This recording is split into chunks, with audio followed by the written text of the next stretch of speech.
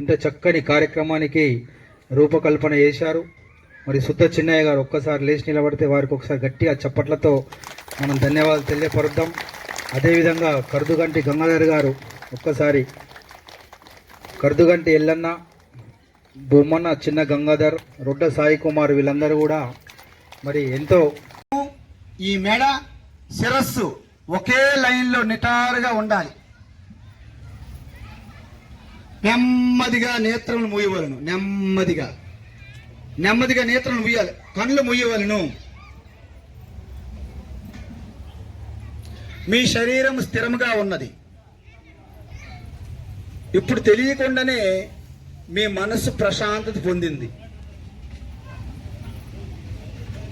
మీరు ఏమి దృశ్యములు చూడడం లేదు, ఏ శబ్దములు వినుట లేదు.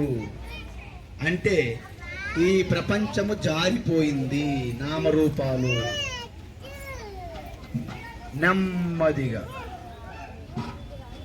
ఇప్పుడు మీ శ్వాసను, అంటే తీసుకునే శ్వాస, విడిచిపెట్టేది ఒక్కసారి మీ నాసికా రంధ్రముల దగ్గర గమనించవలను. వస్తున్న శ్వాసను, వెళుతున్నది ఆ శ్వాసని గమనించండి. ఏమి చెయ్యొద్దు, మీరు కేవలం గమనించవలను. దీనినే విపశ్యన లేదా శ్వాస మీద ధ్యాస అంటారు. కేవలము గమనించవలను.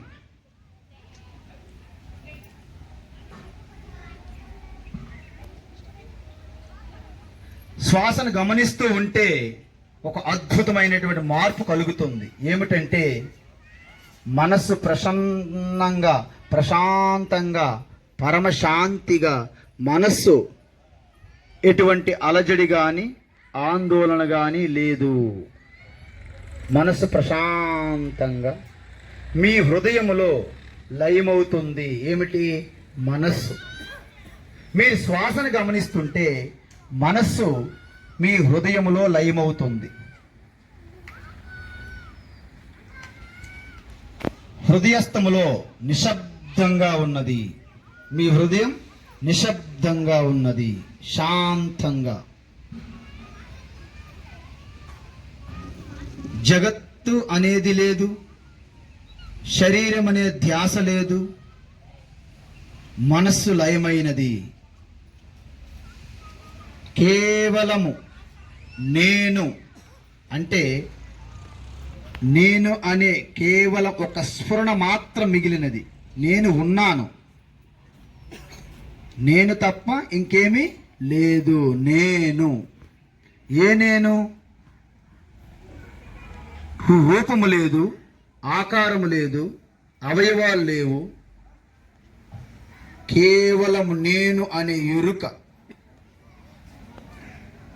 మీ హృదయం నుండి స్ఫురిస్తున్నది. అహం అంటే నేనుగా, అదే ఉనికిగా ఉంది, అదే ఎరుకగా తెలుస్తున్నది, అదే ఆనందముగా ప్రకటమవుతున్నది. దానిని తెలుసుకున్న ఋషులు, యోగులు పరమానందము స్థితిని పొందుతున్నారు. అది నేను కూడా ఇప్పుడు ఇక్కడే పొందుతూ ఉన్నాను. నేనే ఈ జాగ్రత్త అవస్థలో ఆధారంగా ఉన్నాను, స్వప్నమునకు కూడా ఆధారముగా ఉన్నాను, గాఢ నిద్రలో కూడా సాక్షిగా ఉన్నాను. నేను సాక్షిగా ఉన్నాను. ఇదియే సహజ సమాధి. సహజ సమాధి హద్దులు లేని విస్తారంగా ఉన్న నేనే బ్రహ్మ. అహం బ్రహ్మ అస్మి అంటే నేనే బ్రహ్మ. ఆ కేవల శుద్ధ చైతన్య నేనే శివ.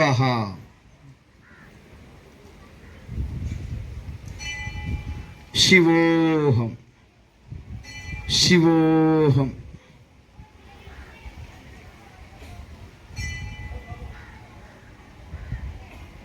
ఓం.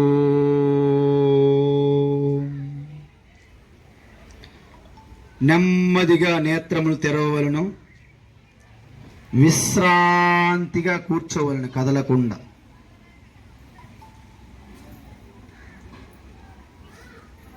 ఇప్పుడు చూడండి, ఈ ధ్యానంలోకి ఎంత సమయం పట్టింది? గంగాదేవి కోసం తపస్సు చేయి. గంగాదేవి కోసం తపస్సు చేశారు. ఓకే, నేను వస్తా, కానీ భూమి మీద నేను కిందకు వస్తాను ఫోర్స్గా. దాన్ని కాసేవాడు ఎవరు? పట్టుకునేవాడు ఎవరు? భూమి మొత్తం పగిలిపోతుంది, చిందరవందర అయిపోతుంది. ఎవరు పట్టుకుంటారు చెప్పండి? ఓకే, మహాదేవ్ శివ, మహాదేవ్ శివ. శివ శివ మళ్ళీ తపస్సు చేయి. శివ ప్రత్యక్షమయ్యాడు.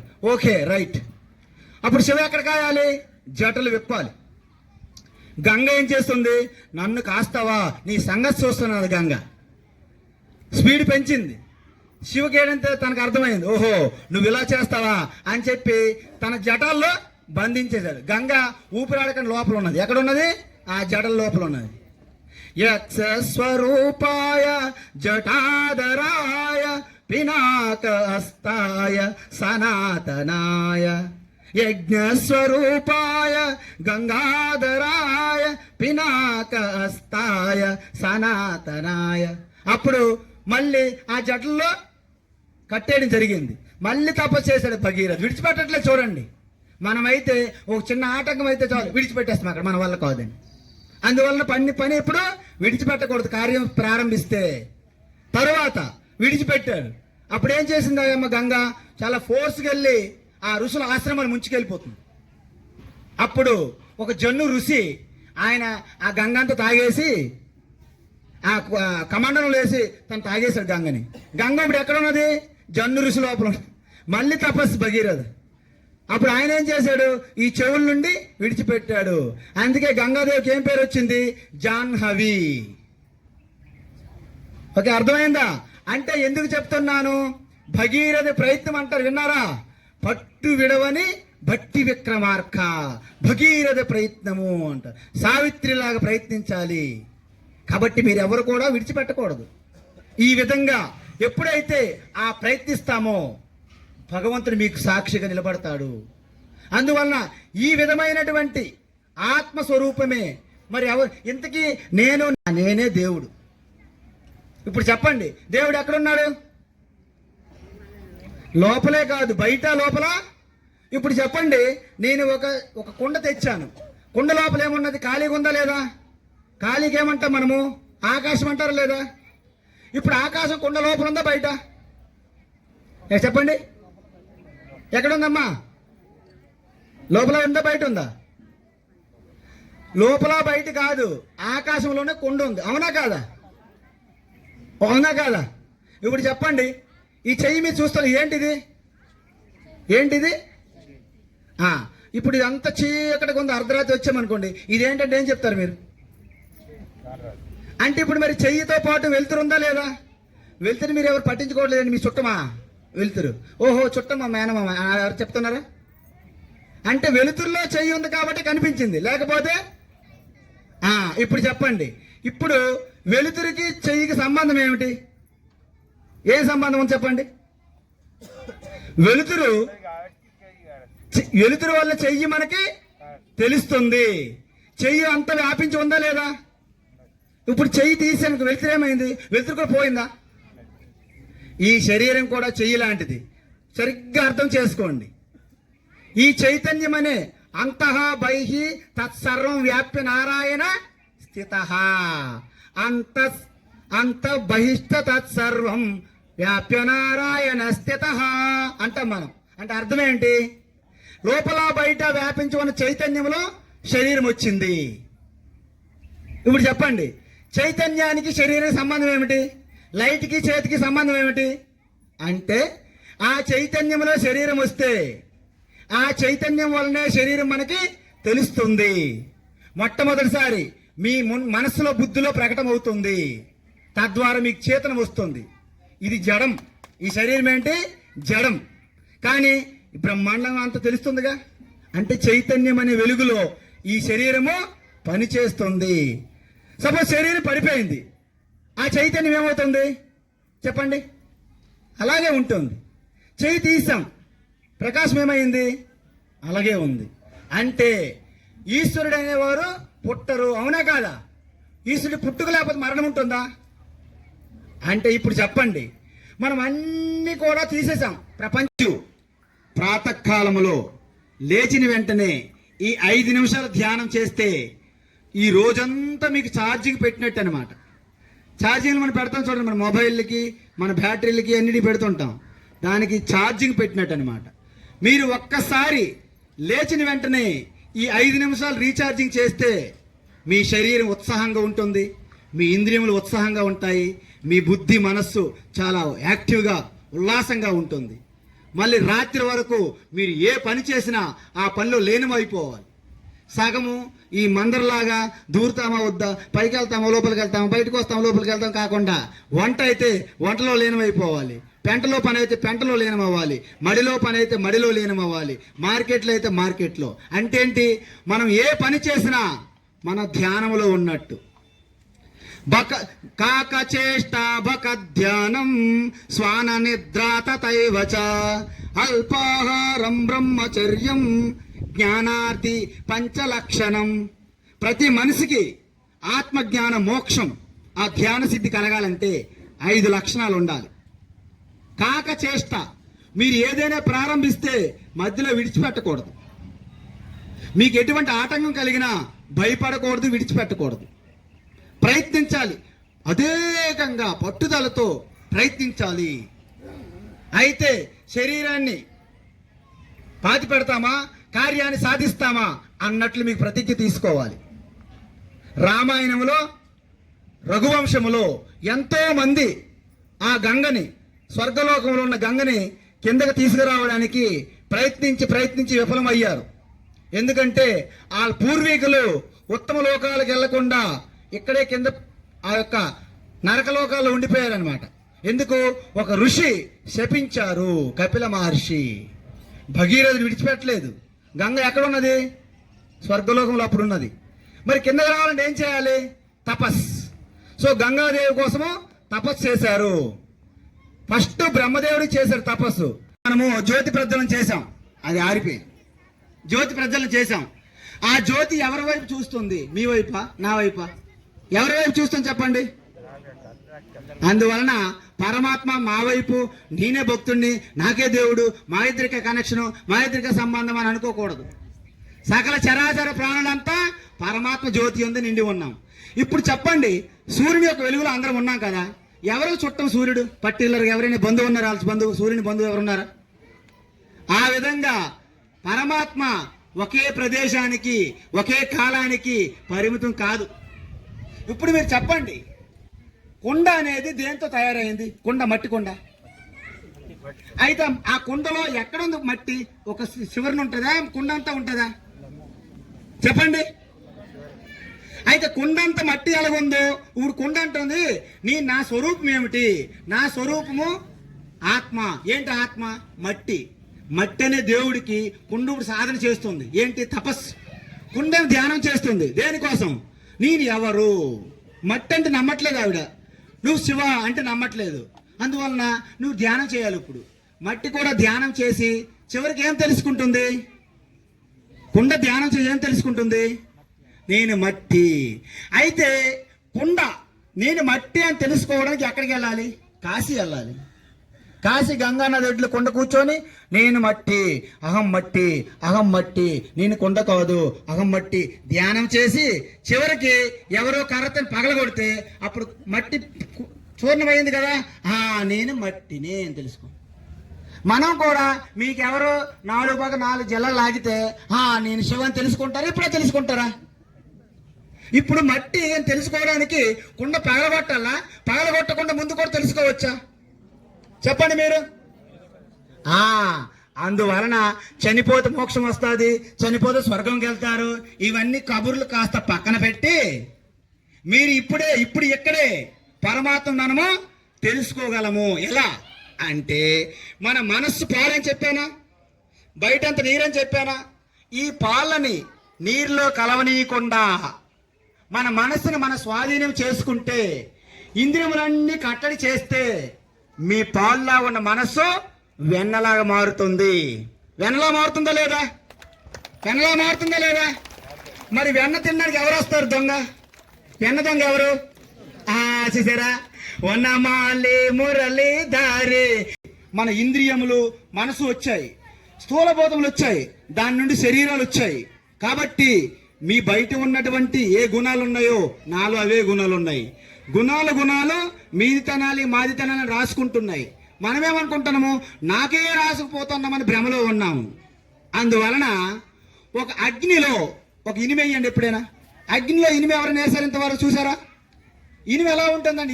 ఇనుము బాలు ఒక గోళం తెచ్చారు. ఇనుము గోళం ఎలా ఉంటుంది? నల్లగా ఉంటుంది. పట్టుకుంటే కాలిపోతుందా? కాలదు. అగ్నిలో వేసారనుకోండి, ఒక అరగంట పాటు ఏమవుతుంది? మెరుస్తుంది. పట్టుకుంటే కాలుతుంది. ఇప్పుడు చెప్పండి, ఆ మెరుస్తున్నటువంటి మెరుపు ఇనుపు గోళందా అగ్నిదా?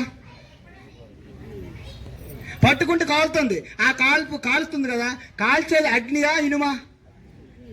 కానీ నేను పట్టుకుంది గోళం, కానీ చెయ్యి కాలుతుంది. కారణం ఏమిటి? అగ్ని ఇనుము మీది తినాలి మాది తినాలి రాసుకొని పూసుకునే లేదా? ఆ రెండు విడిపోవట్లేదు, తెలియట్లేదు మనకి. గోళం చూస్తున్నా మెరుస్తుంది. అగ్ని వేరు గోళం వేరు కనిపిస్తున్నదా? లేవు. పరమాత్మ ప్రకృతి కలిసిపోయి ఉన్నాయి. అంటే పరమాత్మ అనే ఈ చైతన్యము, ఇనుపు గోళం అనే ఈ శరీరము కలిసిపోవడం వలన రెండు కలిసి ఉన్నాయనే భ్రమలో ఉన్నాం మనము. అర్థమవుతుందా? కాబట్టి ఈ అగ్ని గోళం చూసినప్పటికీ అగ్ని వేరు గోళం వేరు ఎవరైతే తెలుసుకుంటారో వాళ్ళు ఋషులు. మరి తెలుసుకోకపోతే ఏమవుతుంది? అందుకే మనం ఏం చెప్పాము? బొట్టు పెట్టుకో జుట్టు కొట్టుకో గీత పట్టుకో రాత మార్చుకో. చాలా మంది ఆడపిల్లలు ఇలా జుట్లు విరబోసుకుని తిరుగుతుంటారు. ఎలాగా? ఓ కైకేయి కోపంగా ఉన్నప్పుడు అలా వెళ్ళారండి కోపగృహానికి. కైకేయి తర్వాత మన ద్రౌపది దేవి ఉంటారు కదా, తనకి ఆ దుర్యోధనకి అంతం చేసినంత వరకు నేను చూడండి జడ ముడేయనని ప్రతిజ్ఞ చేశారు. మరి వీళ్ళందరూ ఏం ప్రతిజ్ఞలు చేస్తున్నారు? జుట్టు విరబూసుకు తిరుగుతున్నారు మన పిల్లలు. అంటే వీళ్ళందరూ కూడా వీళ్ళకేవో ప్రతిజ్ఞలు ఉన్నాయన్నమాట. అందువలన ఆడపిల్లలు ప్రతి ఒక్కరు కూడా జుట్టు కట్టుకోవడం మంగళకరం, శుభం. జుట్టు విరబూసుకుంటే అశుభం, బొట్టు పెట్టుకుంటే శుభం, బొట్టు పెట్టుకోకపోతే అశుభం. ఇక్కడ బొట్టు అక్కడ జ్యోతి రెండింటికి సంబంధం చెప్పాలి నేను.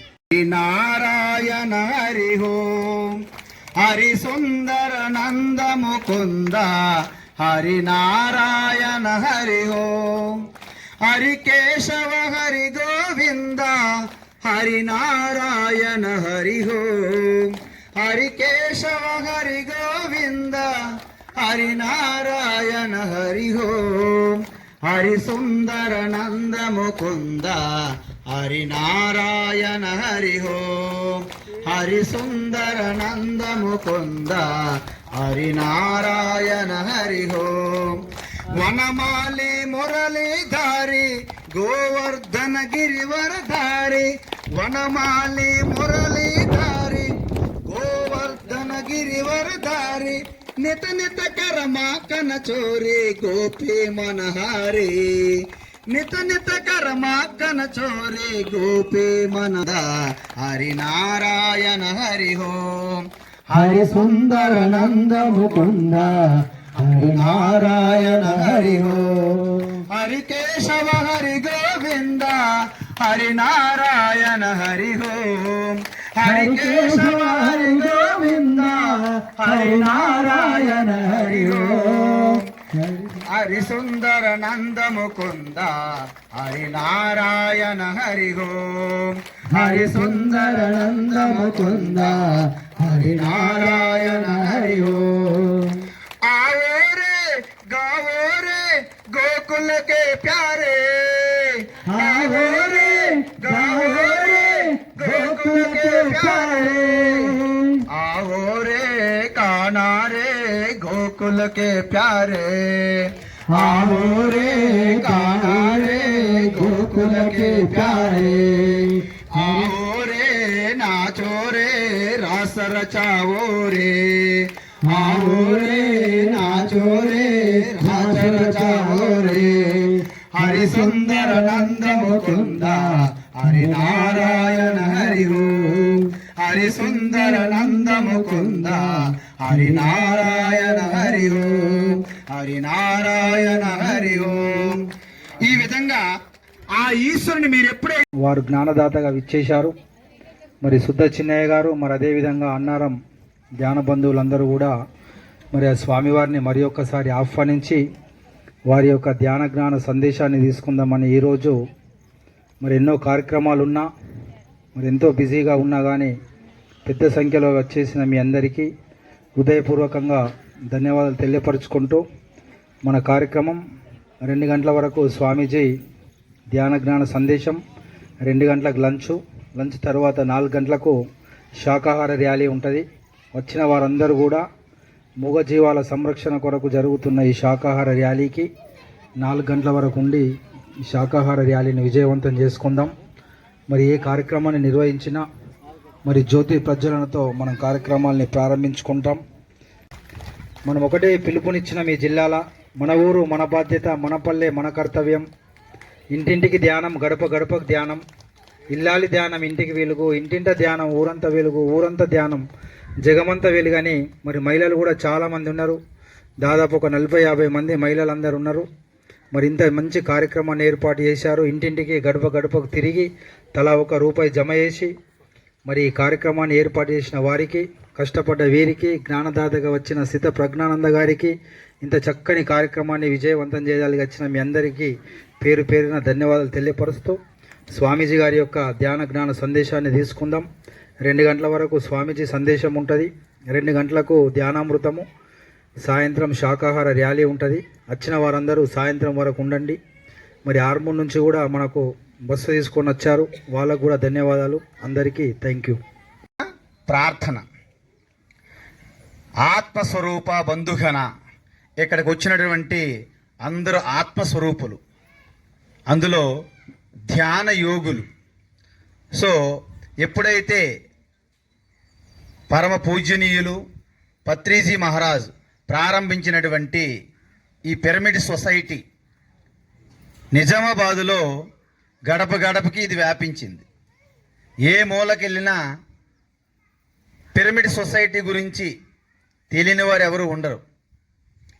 అలాంటి కార్యక్రమాన్ని వారు తర్వాత కొనసాగిస్తూ ఈ ఇందూరు నిజామాబాదులో ప్రతి మండలంలోనూ ప్రతి గ్రామంలోనూ ఈ యొక్క ధ్యాన శిబిరాలు, జ్ఞాన యజ్ఞాలు, అదేవిధంగా శాకాహార ర్యాలీలు కూడా కొనసాగిస్తున్నటువంటి మీ అందరికీ కూడా మీలో ఉత్సాహాన్ని నింపుతూ ప్రతి కార్యక్రమానికి నిజామాబాదులో ఎక్కడ జరుగుతున్నప్పటికీ కూడా మీరు ఈ బస్సుల్లోనూ దగ్గర గ్రామాల్లోనూ వచ్చి ఈ ధ్యాన యజ్ఞంలో పాల్గొన్నందుకు, అదేవిధంగా ఇక్కడ ఆర్గనైజ్ చేస్తున్నటువంటి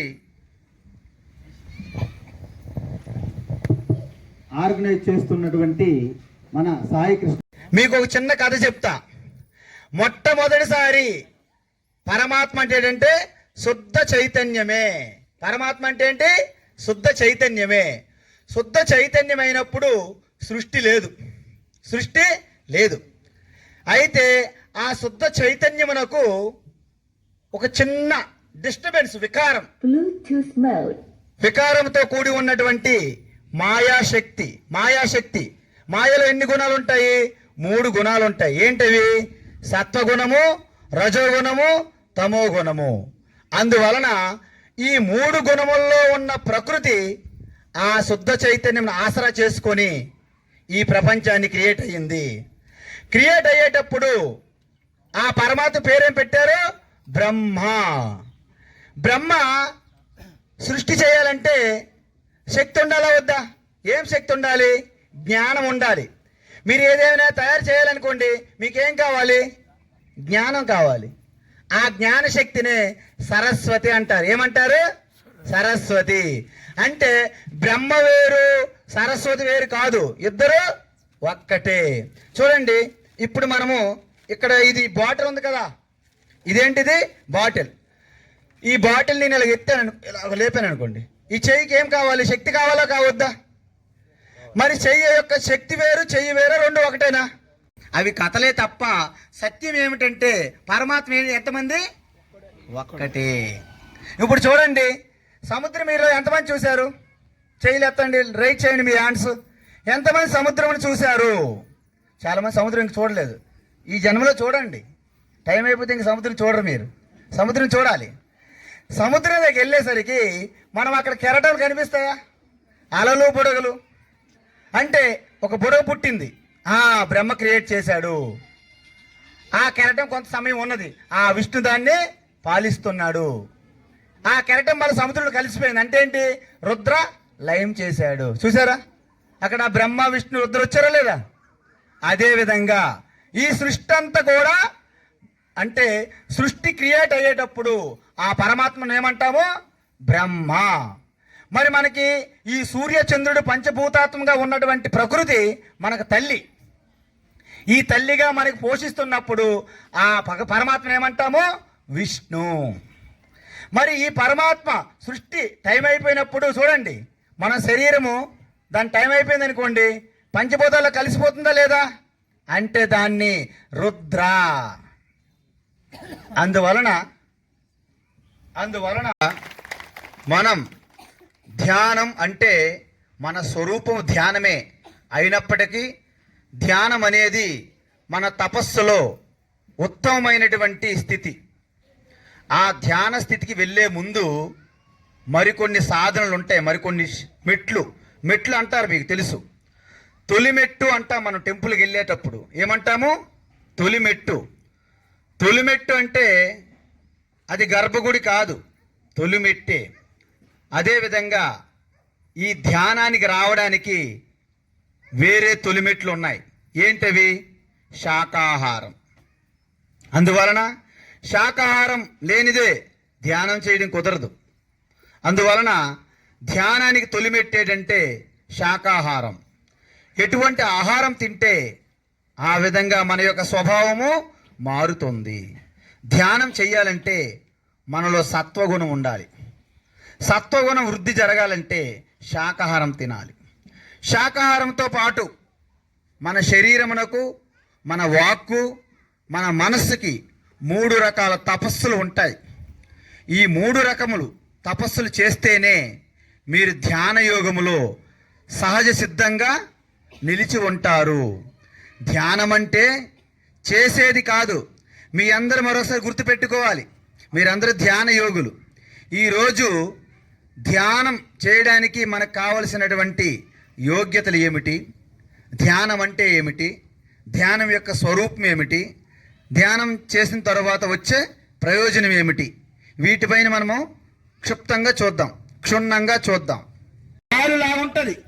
ఈ పాలు వెళ్ళి బయట ఈ ప్రపంచంతో వ్యవహారం చేస్తే ఈ ప్రపంచం అంతా నీరుతో సమానం. ఏంటి? నీరుతో సమానం. మీకు విషయం తెలుసా? పాలు నీరు కలిస్తే ఏమవుతుంది? కలిసిపోతుంది. విడదీయగలరా? విడదీయలేరు.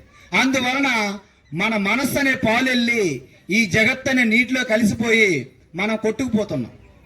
మనం బయట పడలేం. పాలు నీరు వేరు చేయగలరా? మీరైనా హంసలాగా ఎవరైనా వేరు చేయగలరా పాలు నీరులుగా? అందువలన మనం ఎప్పుడైతే ఈ జగత్తులో కలిసిపోతున్నామో మనం బయట పడలేకపోతున్నాము. అయితే మనం ఏం చేయాలి? ఈ యొక్క మనస్సుని వెనక్కి మరల్చి, మనస్సు అనేది పరివిధములుగా పరుగులు తీస్తున్నది, వెనక్కి తీసుకురావాలి. ఎందుకంటే మనస్సుకి అనంతమైన శక్తి ఉన్నది. ఎండ శక్తి ఉంది, అనంతమైన శక్తి. ఈ యొక్క ఎండ సూర్యునికి చూడండి, కిరణాలకి చాలా శక్తి ఉంటుంది. కానీ ఉదయం పూట అలాగ కిరణాలన్నీ ఇటువైపు పడుతున్నాయి అనుకోండి, పెద్ద వేడి అనిపించదు. మనస్సు కూడా అన్ని వైపులు ఆలోచిస్తుంటే మీకు శక్తి తెలియదు. కానీ అదే ఆ సూర్యుని కిరణాలు భూతార్థం తెచ్చి ఒక్క దగ్గర పెట్టామనుకోండి, ఏమవుతుంది? పేపర్ కాలిపోతుంది. మనసు తీసుకొచ్చి ఒకే దగ్గర తదేకంగా దృష్టి పెట్టామనుకోండి, అక్కడ ప్రతి వస్తువు కూడా మీ సొంతం అవుతుంది. అందువలన ఏకాగ్రత కావడమే మీరు ఆల్రెడీ యోగిగా మీరు ఆల్రెడీ విజయం సాధించినట్లు లెక్క. అందువలన మన మొట్టమొదటి పుష్పం ఏం ధ్యాన జ్ఞాన కార్యక్రమాలు జరుగుతున్న జిల్లా ఏదైనా ఉన్నదంటే అది పితామహ పత్రిజీ గారి జన్మించిన నిజామాబాద్ జిల్లా. ఈ జిల్లాకు పత్రిజీకి ఒకసారి గట్టిగా చప్పట్లు కొట్టాలా. ఎందుకంటే మనం గొప్ప ధ్యాన యోగులం కాబట్టి, పత్రిజీ గారి యొక్క దివ్య చైతన్యం అద్భుతంగా పనిచేస్తుంది కాబట్టి ఇలా ప్రకృతి కూడా మనకు అద్భుతంగా సహకరిస్తుంది. మనం ఏ కార్యక్రమాలు నిర్వహించినా ఎక్కడ టెంట్లు తడిసిపోయినటువంటి పరిస్థితి ఈ 3 సంవత్సరాల ఏ ప్రాంతంలో కూడా జరగలే. పోయినసారి జూలై గురు పౌర్ణమి వేడుకలకు గురుపత్ని స్వర్ణమాల అమ్మగారు వస్తే ఆరుమూరు సిద్ధులగుట్ట మీద వర్షం మొత్తం ఆగిపోయింది. అక్కడ టెంట్లు దడవలే, ఒక మనిషి దడవలే, ఒక్కరికి కూడా మనకి ఈ కార్యక్రమాల వల్ల ఎక్కడ ఎలాంటి అంతరాయం జరగలే. అందుకే పంచితే పెంచబడుతుంది, అది ధ్యానమైన జ్ఞానమైన అని చెప్పారు. కాబట్టి నిరంతరం 365 రోజులు నిత్య శ్రామికులుగా, పత్రిజీ సైనికులుగా ఈ జిల్లా మొత్తం ధ్యానం సాకారం పిరమిడ్మయమయ్యేంత వరకు మనము ప్రయత్నాన్ని కొనసాగిద్దాం. ఇటువంటి స్వాములు, ఋషులు, మునులు, యోగులు ఎందరో నిజామాబాద్ జిల్లాకు రావడానికి, వారి యొక్క ధ్యాన జ్ఞాన సందేశాన్ని అందించడానికి సిద్ధంగా ఉన్నారు. 365 రోజులు ఈ వ్యవస్థ కోసం పనిచేస్తాం. మీరు మాత్రం ఆదివారం తప్పకుండా సమయం ఇవ్వండి. ఉదయం 9 గంటల వరకే రండి, సాయంత్రం 5 గంటల వరకు ఉండండి. మీకు సకల సౌకర్యాలు కల్పించడానికి ధ్యాన బంధువులు అందరూ సిద్ధంగా ఉన్నారు. అనేక గ్రామాల్లో మనకు సహకరిస్తూ ఉన్నారు. మరి అన్నారం గ్రామంలో మరి సప్తాహాలు ఏర్పాటు చేస్తే ఒకరోజు నేను వచ్చిన, మరి ఇన్ని రోజుల నుంచి 3 సంవత్సరాల నుంచి గ్రామంలో అద్భుతంగా ధ్యానం చేస్తూ ఉన్నారు. మరి ఒక మంచి కార్యక్రమాన్ని ఏర్పాటు చేస్తే వాళ్ళందరూ కూడా ఒక్క దగ్గరికి వచ్చి, ఒక్క తాటిపైకి వచ్చి మరి దయానంద్ సార్, సుదర్శనయ్య గారు, దయానంద్ సార్, డాక్టర్ శ్రీనివాస్ గారు, ఉడ్డెన్న గారు వేదికపై ఆశీనులు కండి. మన కార్యక్రమాన్ని ప్రారంభించుకుందాం. మరి స్థిత ప్రజ్ఞానంద సరస్వతుల వారు హిమాలయ యోగి, వారు ప్రస్తుతం హైదరాబాద్లో ఉంటూ మరి అనేక కార్యక్రమాల ద్వారా ఈ గీత ప్రచారాన్ని ముందరికి తీసుకెళ్లాలా, భగవద్గీత మరి అదేవిధంగా ధ్యాన కార్యక్రమాన్ని మరి వారిని నికాల్పూర్ గ్రామంలో ఏర్పాటు చేసిన కార్యక్రమానికి ఆహ్వానించడం జరిగింది.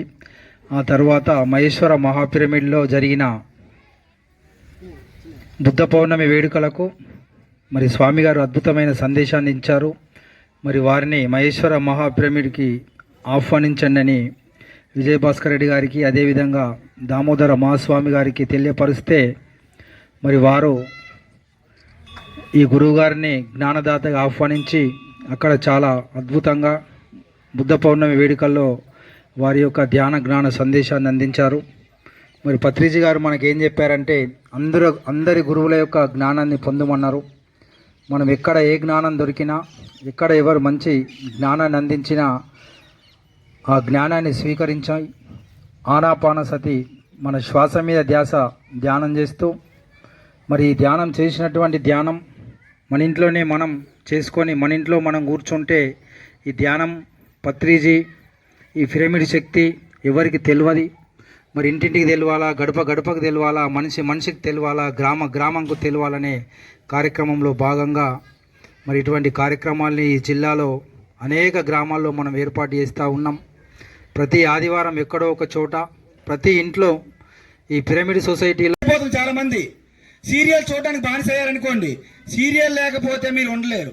ప్రపంచం భూకంపం వచ్చి కొట్టుకుపోయినా పర్వాలేదు, ఆ సమయానికి మాత్రం సీరియల్ రావాలి. ఎందుకో మీరు చూడడానికి అనేదానికి బానిస అయిపోయారు అని లెక్క. మ్యూజిక్ కూడా అలాంటిదే. అందుకే శంకరాచార్య ఏమన్నారంటే, శబ్దాది బిప్పంచ బిరేవ పంచ పంచత్వమాపు స్వగుణేన బద్ధ కురంగమాతంగ పతంగమేనా భృంగానరా పంచబిరంచిత కిం. 5 జంతువులు చెప్పారు ఆయన. ఫస్ట్ జింక శబ్దానికి బానిస అయిపోయి వేటగాడు వల్ల చిక్కి పడిపోయి చనిపోతుంది. రెండవది స్పర్శ, ఏనుగు. ఏనుగుకి ఆ మదం ఎలాంటిదంటే మిగతా ఏనుగుతో అలాగా స్పర్శ దానికి కావాలి. అందుకే కిల్లర వీరప్పన్ లాంటి వాళ్ళు దాన్ని చంపడానికి పెద్ద గోతులు తీసి పైన ఇది పచ్చిక బయలు లాంటి వేసి ఇంకొక ఏనుగు బొమ్మలాగా పెడతారు అక్కడ. అక్కడ ఏనుగు ఉందని చెప్పి పరుగున వచ్చి ఆ గోతులో పడి ఏనుగు నాశనం అయిపోతుంది. మూడోది ఏంటి? రూపం. మీకు తెలుసు, రాత్రిపూట ప్రయాణిస్తాం కారులో మనం. ఆ మిడతలు వచ్చి ఏదో వెలుతురు చూసి ఏదో అమృతత్వం ఉందని చెప్పి అందులో వచ్చి పడిపోతుంటాయి, చనిపోతాయి అన్ని. అదేవిధంగా చేప, మీకు చేపలు పట్టేవాళ్ళు తెలిసే గేలం వేస్తారు, చిన్న వానపం పెడతారు, ఆ ముళ్ళుకి వేస్తారు, ఏదో పెద్ద మాంసం కండరం ఉన్నదని చెప్పి చేప వచ్చి గొంతులో ఆ గేల ముళ్ళు పడి దొరికిపోతుంది. అదేవిధంగా మనకి తేనెటీగలు అంటారు తెలుసా? ఆ యొక్క పుష్పాల యొక్క మకరందం పీల్చడానికి వస్తాయి, అలాగుండి మైమర్చిపోతాయి, ఆ తేనె పట్టే వాళ్ళ దగ్గర చిక్కిపోయి చనిపోతాయి. ఈ 5 జంతువులు కూడా ఒక్కొక్క ఇంద్రియానికి బానిస. మరి మనం ఎన్ని ఇంద్రియాలకు బానిస అయి ఉన్నాము? 5. సకల ప్రాణుల్లో ఒకే పరమాత్మ సూర్యుని యొక్క ప్రతిబింబం వలె ఉన్నప్పటికీ ఆ బకెట్లో బురద కదులుతుండడం వలన మనకి కనిపించట్లేదు.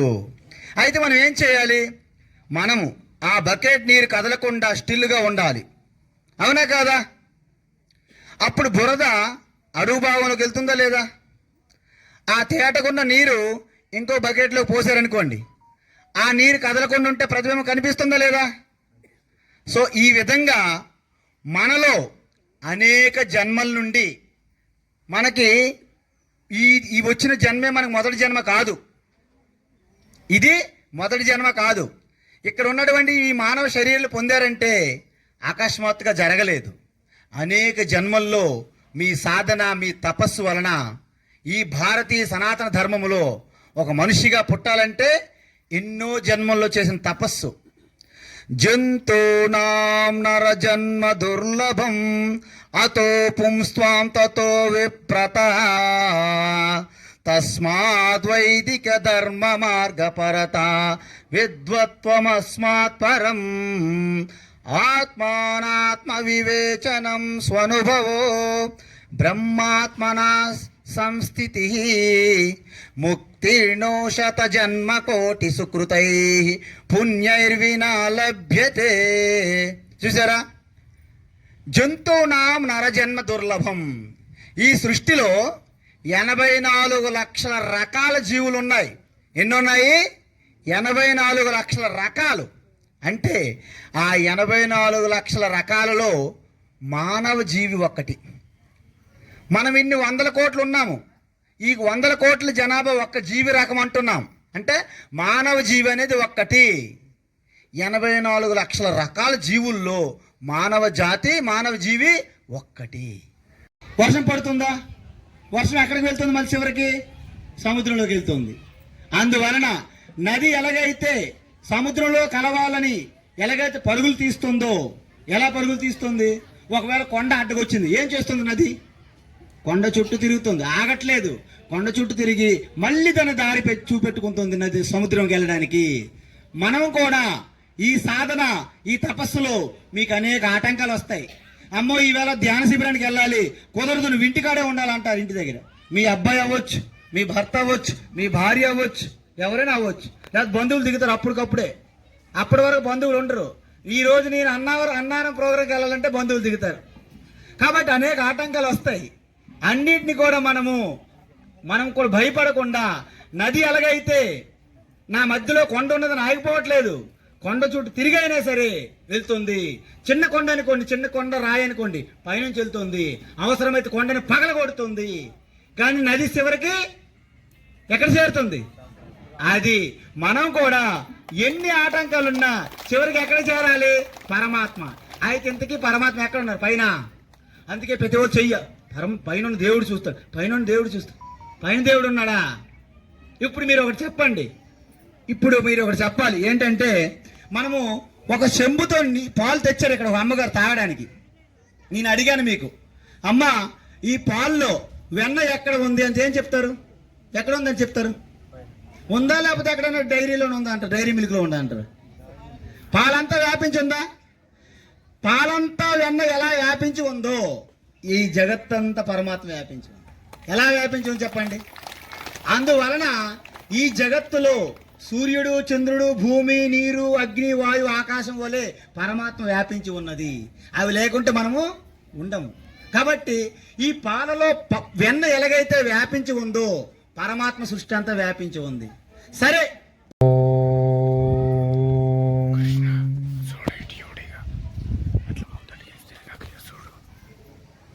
శృణ్వంతు విశ్వే అమృతస్య పుత్రాః ఆయే ధామాని దివ్యాని తస్తుః వేదాహమేతం పురుషం మహాంతం ఆదిత్యవర్ణం తమసః పరస్తాత్ తమేవ విదిత్వా అతిమృత్యమేతి తమేవ విదిత్వా అమృతత్వమేతి నాణ్యపంతా విద్యతే యనాయ. ఓం అసతో మా సద్గమయ తమసో మా జ్యోతిర్గమయ మృత్యోర్మా అమృతంగమయ. ఓం శాంతి శాంతి శాంతి. హో పరమాత్మ, మమ్మల్ని ఈ అనిత్యము, అసత్యము, మిథ్య, మాయ జగత్తు నుండి సత్యము, నిత్యము, శాశ్వతమైనటువంటి ఆ పరమపదమునకు మమ్మల్ని తీసుకుని వెళ్ళుము. హో పరమాత్మ, ఈ అజ్ఞానమనే అంధకారము నుండి జ్ఞానమనే ప్రకాశములోకి మమ్మల్ని తీసుకుని వెళ్ళుము. ఓ పరమాత్మ, నాశనమైనటువంటి ఈ మర్త్యం, ఈ ప్రకృతి, ఈ శరీర స్థాయి నుండి అమృతత్వమైనటువంటి నాశనము లేని ఆ పరమపదముకి మమ్మల్ని తీసుకుని వెళ్ళము. హరి ఓం తత్సత్. మొట్టమొదటిసారిగా అంతా పరమాత్మ వ్యాపించి ఉన్నది. ఆ పరమాత్మ ధ్యానం చేయండి అంటే మీకేం చేత కాదు. అమ్మయ్య, ఇది మన వల్ల కాదు, కానీ రండి పలాని టెంపుల్ రండి, లేదా పలాని గురువు దగ్గర రండి అంటే పరుగులు తీస్తాం మనం. ఎందుకు? ఈ వ్యాపించి ఉన్న ఈశ్వరుడు మనకి అర్థం కాదు. అయితే మనం ఏం చేయాలి? సరే, వ్యాపించి ఉన్న ఈశ్వరుడు పక్కన పెట్టండి కాసేపు.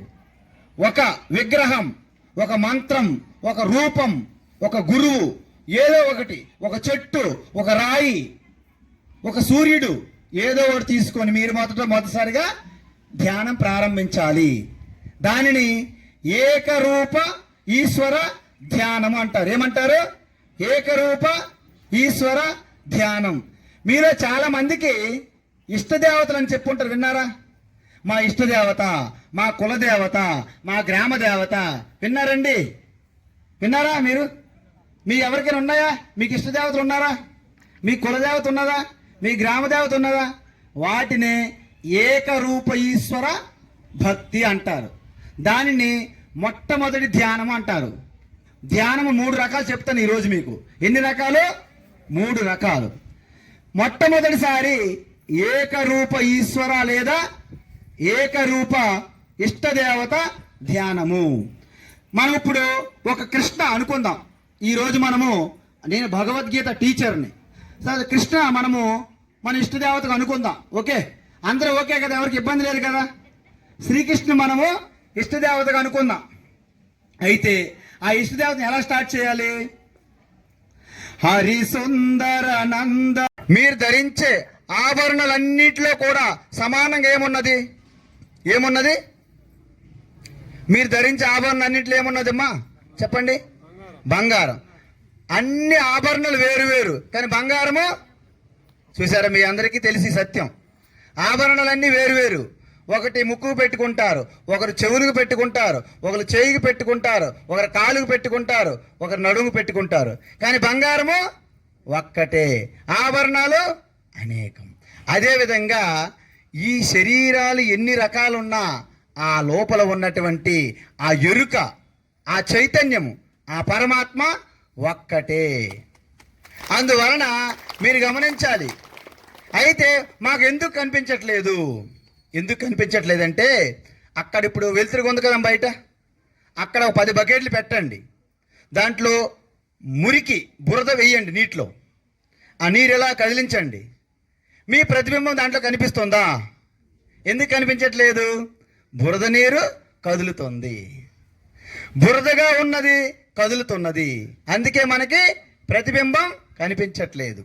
మన మనస్సు బురదగా ఉండి చంచలంగా కదులుతున్నది, అందుకే పరమాత్మ మనకి సాక్షాత్కారం కలగడం లేదు. పరమాత్మ సాక్షాత్కారం కలగాలంటే ఏం చేయాలి? మీరు కొన్ని నియమాలు పాటించాలి, అదే తపస్. అందుకే శాకాహారం ఎందుకు మనం ప్రచారం చేస్తున్నామంటే, మీరు గనక డెడ్ బాడీలను తింటే, డెడ్ బాడీలు అంటే నాన్ వెజ్ అని అర్థం. ఏంటంటారు దాన్ని? డెడ్ బాడీస్ గనక మనం తింటే ఏమవుతుంది? ఆ డెడ్ బాడీస్ తినడం వలన ఆ జంతువులు ఏవైతే వాటికి చంపేటప్పుడు ఆ యొక్క భయంకరమైనటువంటి ఘోర వృత్తులు, ఆ హావభావాలు, ఆ రౌద్రముతో, ఆ బాధతో, ఆ పీడగా మీరు పుట్టాలంటే ఎన్ని జీవులుగా మీరు పుట్టి చనిపోయి చివరికి ఈ మానవ జీవిగా జన్మ పొందారు. అందువలన మనకిచ్చిన అవకాశం మానవ జన్మ. మానవ జన్మ అంటే తరించాలంటే, కృతకృత్యులు కావాలంటే మానవ జన్మ తర్వాత ఒకే ఒకటి ఉంది. ఏంటి? మాధవ. అందువలన మానవులు ఏమవ్వాలి? మాధవగా మారాలి. అయితే మాధవ్ ఎక్కడున్నారు? మాధవ్ అంటే పరమాత్మ ఎక్కడున్నారు? ఆయన ఎక్కడో పరలోకములోను, ఎక్కడో పరంధాములోను, ఎక్కడో వైకుంఠములోను, ఎక్కడో కైలాసంలో ఉన్నాడు అనుకుందాం. ఏమవుతుంది చెప్పండి? ఏమవుతుందంటే, మన చిన్నమ్మ ఢిల్లీలో ఉన్నది, మన మామయ్య చెన్నైలో ఉన్నారు, మన అత్తగారేమో అమెరికాలో ఉన్నారు, భగవంతుడేమో కైలాసంలో ఉన్నాడు. చూసారా? మనకు అవసరమైనటువంటి అమ్మ రాదు, అత్త రాదు, భగవంతుడు రాడు. చాలా టైం పడుతుంది కదా రావడానికి. కాబట్టి మన బంధువులు, మన అమ్మా నాన్నలాగా భగవంతుడు కూడా ఒక ఇల్లు కట్టి ఎక్కడో పెట్టడం కాదు. ఇంకొక విషయం, భగవంతుడు ఎక్కడో ఉంటే సృష్టిని ఎలా కంట్రోల్ చేస్తాడు చెప్పండి? మరి ఎలా ఉన్నట్టు అంటే, ఇప్పుడు ఇక్కడ వెలుతురు ఉంది కదమ్మా, వెలుతురు ఎక్కడుంది చెప్పండి? అందువలన భగవంతుడు అంటే ఏంటంటే యావత్తు సృష్టంతడికి సృష్టికర్త, సృష్టంతడిని నడిపించే స్థితికర్త, సృష్టంతడిని తనలోకి లయం చేసుకునే లయకర్త. వీళ్ళు ముగ్గురు ఉంటారా, ఒకరుంటారు చెప్పాలి ఇప్పుడు మనకి? సృష్టికర్త బ్రహ్మ, స్థితికర్త విష్ణు, లయకర్త శివ. వీళ్ళు ముగ్గురు ఉంటారా, ఒకరుంటారా? చెప్పండి ఒకసారి. ముగ్గురు ఉంటారా, ఒకరుంటారా? ముగ్గురు ఉన్నారు అనుకుందాం. ఒకసారి ఏమవుతుంది? బ్రహ్మేమో నేను క్రియేట్ చేస్తాను అంటాడు, విష్ణు అంట, రుద్ర వస్తాడు నేను నాశనం చేస్తాను అంటాడు. వాళ్ళిద్దరు కొట్టుకుంటారు. ఫస్ట్ ఆఫ్ ఆల్ ఈయన క్రియేట్ చేస్తుంటాడు, ఆయన నాశనం చేస్తుంటాడు. చూసారా? మన పిల్లలు ఆడుతుంటారు ఇసుకతో, ఒకరు ఇల్లు కడుతుంటారు, ఒకరేమో తన్నేస్తుంటారు. అలా జరిగితే మన సృష్టి ఉంటుందా? కాబట్టి మనకు చిన్న ప్రజ్వలన కార్యక్రమంతో మన కార్యక్రమాన్ని ప్రారంభించుకుంటున్నాం.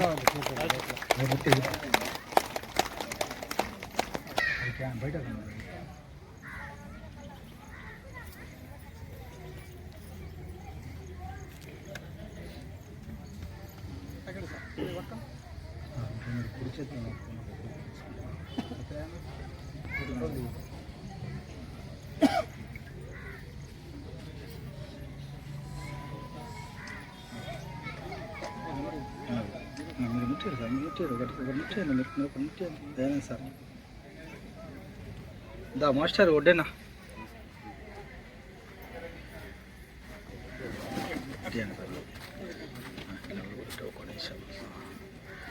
రండి, ఒడ్డేనా గారు. ఓకే, పంచభూతముల సాక్షిగా 5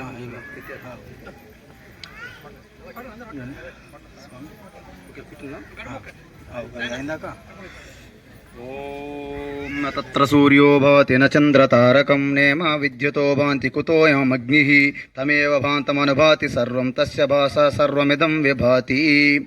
ఓం అంతర్జ్యోతి బహిర్జ్యోతి ప్రత్యగ్జ్యోతి పరాత్పరః జ్యోతిర్జ్యోతి స్వయం జ్యోతి ఆత్మజ్యోతి శివోస్మ్యహం. ఓం న తద్భాసయతే సూర్యో న శశాంకో న పావకః యద్గత్వా న నివర్తంతే తద్ధామ పరమం మమ. ఓం నమ పార్వతీపతి హర హర మహాదేవ్. ధన్యవాదాలు గురువారు.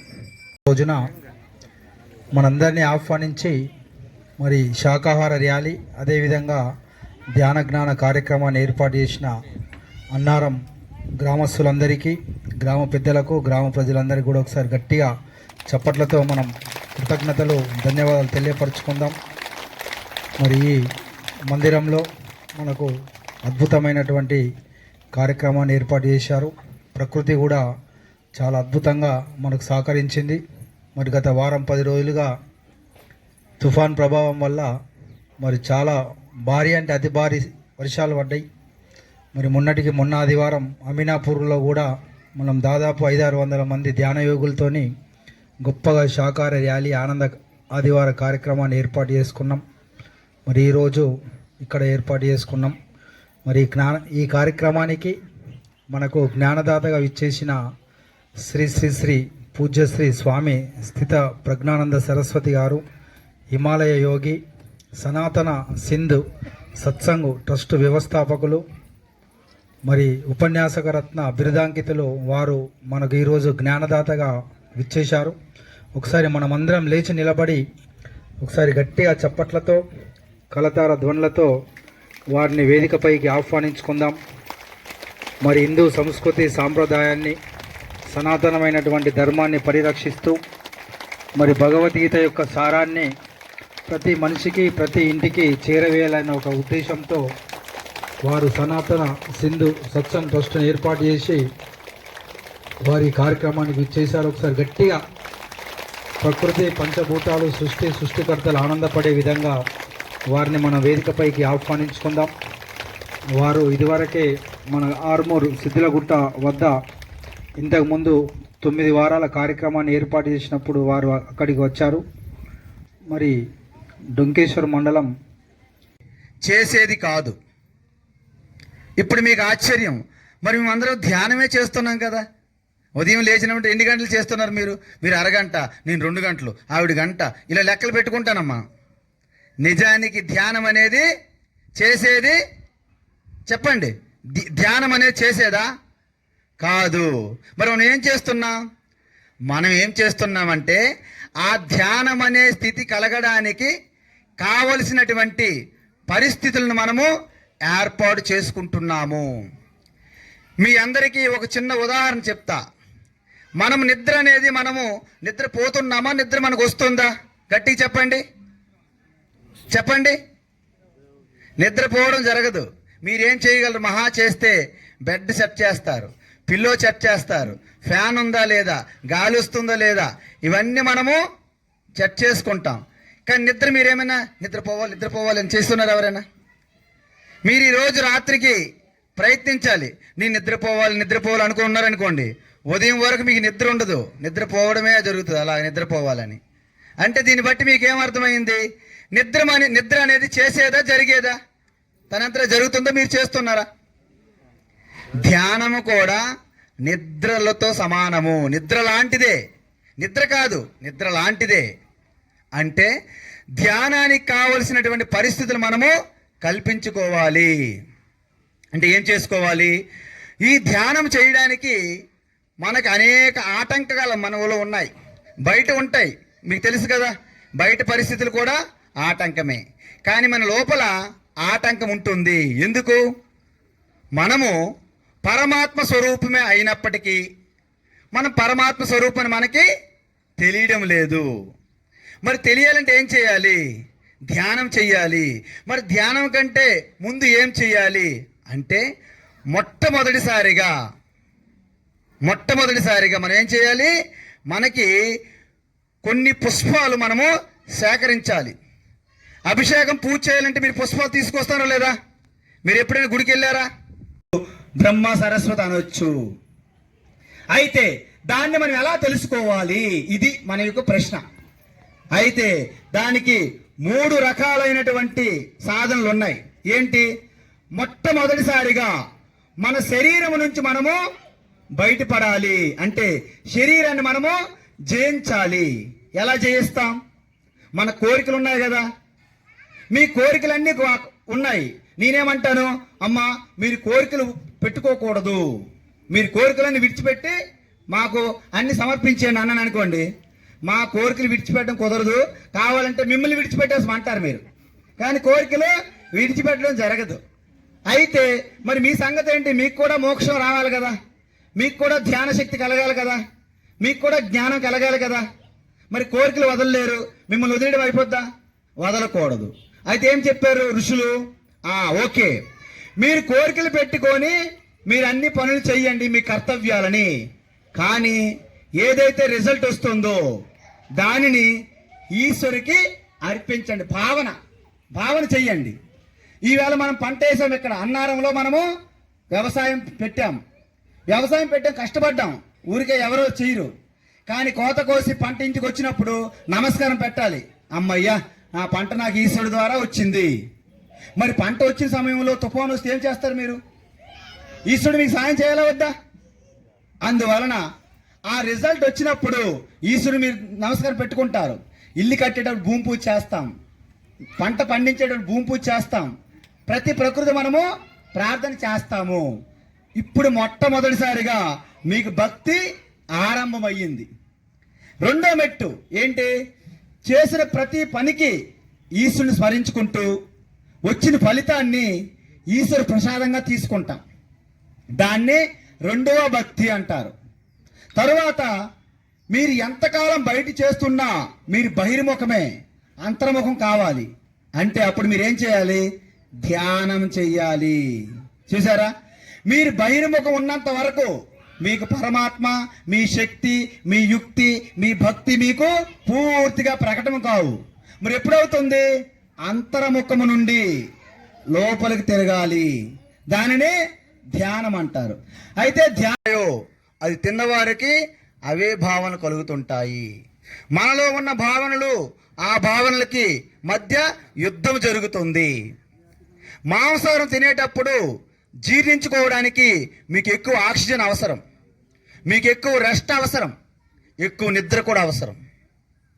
దాన్ని బట్టి ఇంక ధ్యానం ఏం చేస్తాం మనం కుంభకర్ణలాగా 6 నెలల భోజనము, 6 నెలలు పడుకోవడం, పని ఇంకెక్కడ ఉంది? పని సంవత్సరం అయిపోయింది, 6 నెలలు ఇది, 6 నెలలు అది.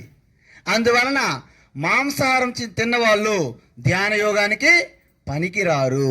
అందుకే శాకాహారం తినాలి. శాకాహారం కూడా ఎలాంటి తినాలి?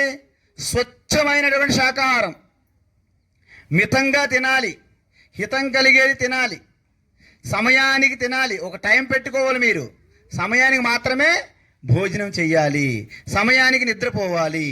ఇవన్నీ కూడా నియమాలు భగవద్గీతలో చెప్పారు.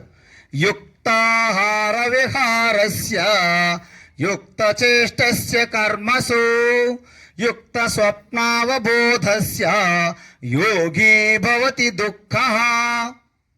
ఎవరైతే ఈ నియమాలు పాటిస్తారో, ఏ నియమాలు? సమయానికి భోజనం, సమయానికి నిద్రపోవాలి.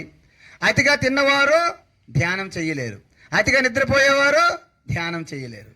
శాకాహారం తీసుకోవాలి, హితంగా తినాలి, హితంగా భుజించాలి. సో ఈ నియమాలు పాటించి మీరు ఎప్పుడైతే మీ చుట్టూ ఉన్న వాతావరణాన్ని మీరు శుభ్రం చేసుకోవాలి, లోపల మన అంతఃకరణ ఆలోచనల్ని శుభ్రం చేసుకోవాలి. అంటే ఏంటి? దానిని యమ అంటారు. పతంజలి ఏమన్నారు? యమ. ఈ యమలో మొట్టమొదటి ఏమొస్తుంది? అహింస. చూసారా? అదే సర్వనాశనం అవుతుంది కదా ఒక్కొక్క జీవి. మరి 5ంటికి బానిస అయినటువంటి మన పరిస్థితి ఏంటి చెప్పండి ఒకసారి. మరింత భయంకరం. కాబట్టి ఇంద్రియ నిగ్రహం అనేది చాలా అవసరము. ఆ పుష్పం నాకు కావాలి అన్నారు కృష్ణ. మూడోది సర్వభూత దయ. సకల ప్రాణులందు సర్వభూత హిత దయ.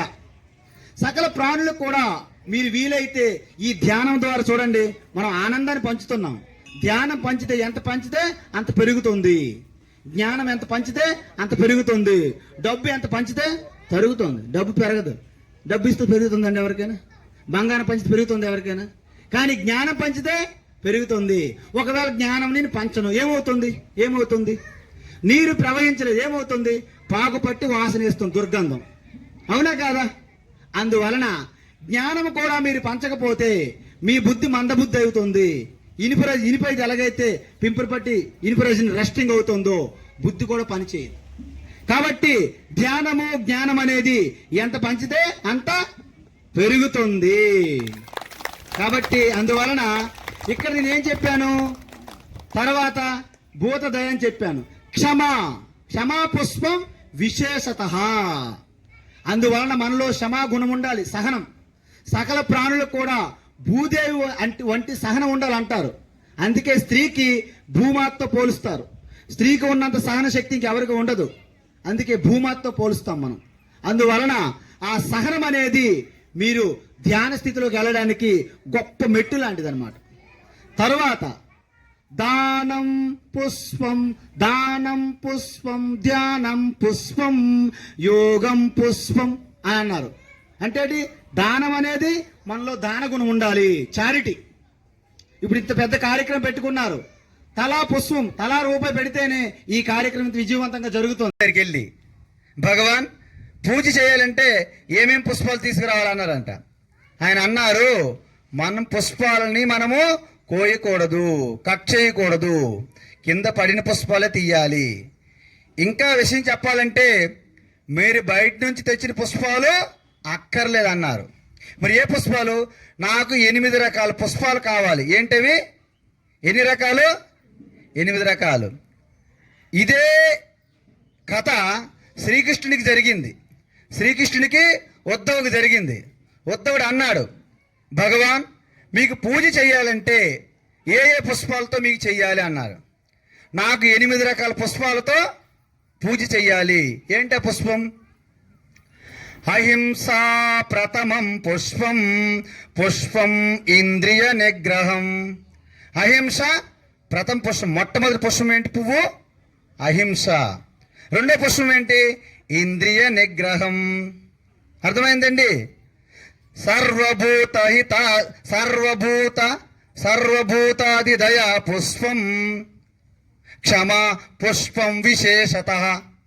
సకల ప్రాణులు యందు దయ కలిగి ఉండాలి. మొదటి పుష్పం ఏంటి? అహింస. రెండో పుష్పం ఏంటి? ఇంద్రియ నిగ్రహం. చూసారా, మనకి ఇంద్రియ నిగ్రహం అంటే ఏంటి?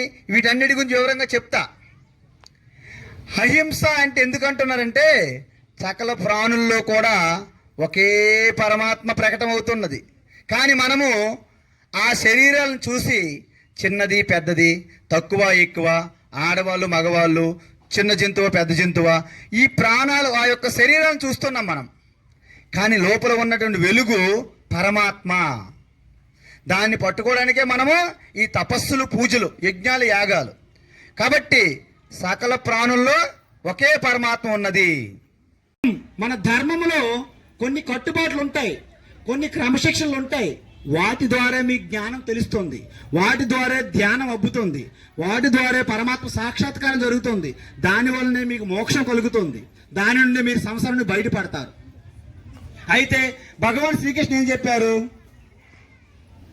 వివిక్త దేశీ లగ్వాసి యత వాక్కాయ మానసః ధ్యాన యోగ పరో నిత్యం వైరాగ్యం సముపాశ్రితః.